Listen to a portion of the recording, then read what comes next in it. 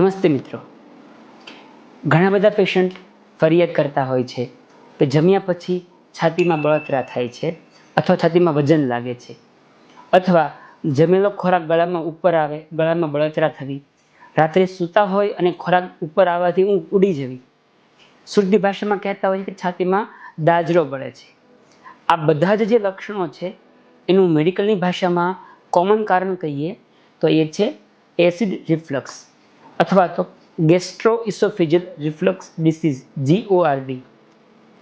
તો એ શું છે, એસિડ ઉપર શા માટે આવે છે, એના વિશે આપણે માહિતી મેળવીએ.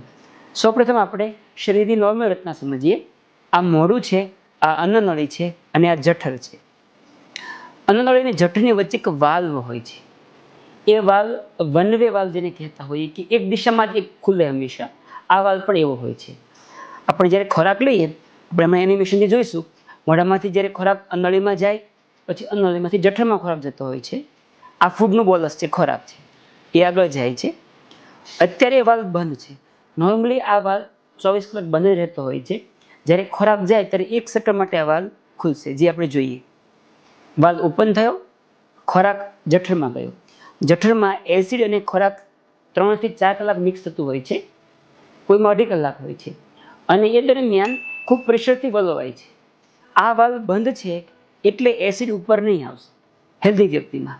હવે જો કોઈને એસિડમાં ઉપર આવતો રિફ્લક્સ ડિસીઝ એને શું થાય, એને આ વાલ્વ ખુલ્લો રહેતો હોય છે એટલે સ્ટમકનો એસિડ બધો ઉપર આવે.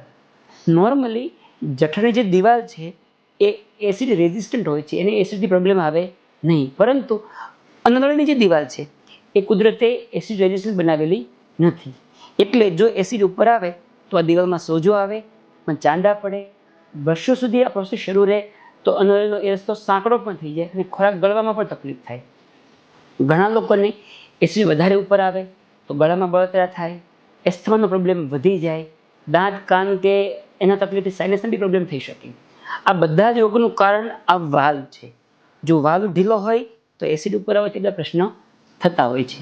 ઘણા બધા પેશન્ટમાં મેં એવું જોયું છે કે લોકોને વર્ષોથી વાલ્વ ઢીલો હોય પરંતુ તકલીફ ખાસ કંઈ ન થતી હોય, કારણ કે એનું શરીર છે ને એ ઢીલા વાલ્વનું જે ડિફેક્ટ છે એને બીજી રીતે કમ્પેન્સેટ કરી દે, એટલે કે એ જે પાર્ટ છે એને બીજી રીતે સંભાળી લેતું હોય છે.